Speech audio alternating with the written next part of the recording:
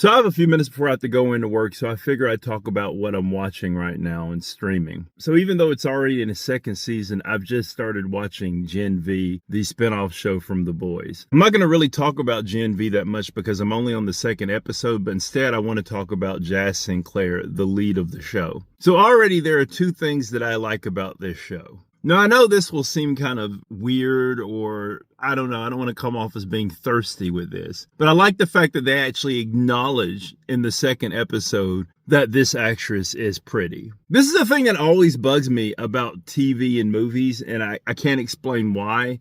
And I'm not saying that pretty people go about their lives roaming the earth with everybody reminding them they're pretty. But there are just certain situations where people will acknowledge that other people are exceptionally attractive. And the actress Jazz Sinclair is an exceptionally attractive woman. Yeah, but it also bugs me when you have people in movies and television shows where they're supposed to be plain or just outcast, and they're really just like I said, just objectively attractive people. I mean, this happens all the time in like teen shows and movies where there's supposed to be some girl who it's the she's all that effect. It's like, oh my God, she's got the glasses and the hair and the paint covered overalls. It's what I thought of Lizzie Kaplan in Mean Girls. But anyway, I digress.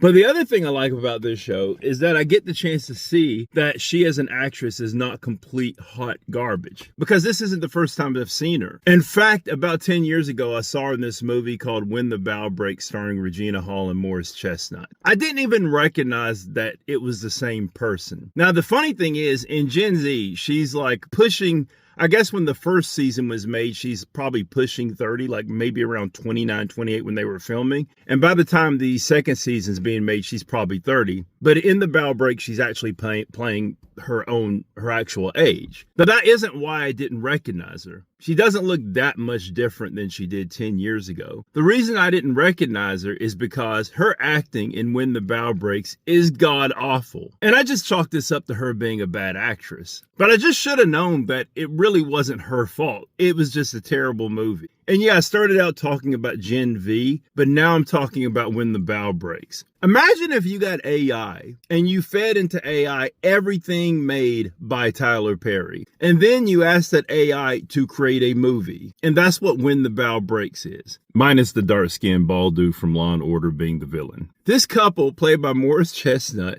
and Regina Hall, They want to have a baby, but they're an older couple, so they want to use a surrogate, but they only have 4 reasons, 1 egg left. So the surrogate they find is played by Jazz Sinclair. And it turns out that she's a total psychopath. She ends up blackmailing the couple and forcing Morris Chestnut to have sex with her as part of this deal. I mean, it's not funny because that's actually a form of sexual assault. But the way it plays out is completely bonkers. So basically, at one point, this is not funny. I shouldn't laugh at this. At one point, Morris Chestnut is forced to go out and have these meetings with her, where that's part of the deal. Otherwise, she will abort the baby, and that's their last egg. And he is like weeping and crying over having to do this. And that's supposed to show how loyal he is to his wife. Meanwhile, Regina Hall is out there saying, you better go out there and lay that pipe. I want this baby. I'm not making any of this up.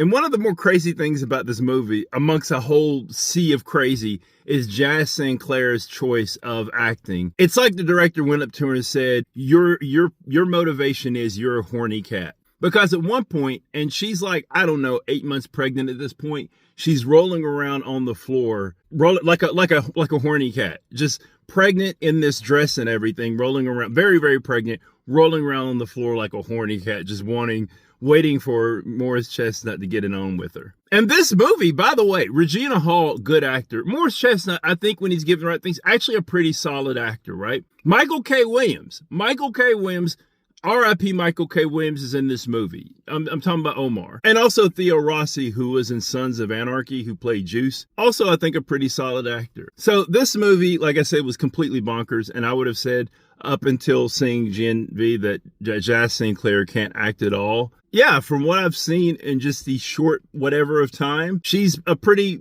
pretty solid actress, pretty solid actor, whatever, right? Either that or she was just trash 10 years ago and she's just learned to act within 10 years. I doubt that. So my takeaway is that when you watch a movie and it has terrible acting in it, there's two things going on. One, actors need to have the right directors. And two, actors need to have the right parts.